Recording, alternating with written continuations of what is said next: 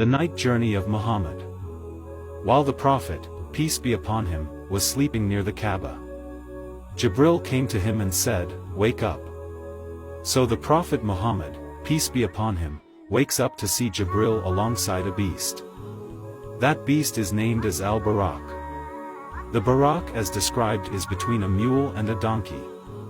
It is so quick that one step is as far as this Barak can see. Allah has sent to the Prophet Muhammad an invitation and wanted to take him from Mecca to Jerusalem.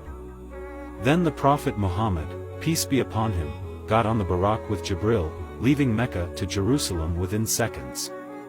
Then he prays in the Masjid al-Aqsa. Some narrations say that the Prophet Muhammad met with all the prophets and messengers before he ascended in the Masjid al-Aqsa and led the prayer. Other narrations say he met with all the Prophet and messengers after he ascended. Then the Prophet Muhammad, peace be upon him, was offered 2 cups by Jibril. The first cup had milk, the second cup had wine. Jibril asked the Prophet to choose between those cups. Muhammad, peace be upon him, chose the cup of milk. So, Jibril told the Prophet Muhammad that he saved himself and his nation from disaster. After that the Prophet Muhammad, peace be upon him, had tightened the Barak at some rock in al-Aqsa. Then he started to ascend to the heavens.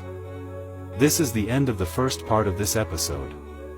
In the next one we will see what happens when the Prophet Muhammad, peace be upon him, went beyond the skies. Subscribe for more content.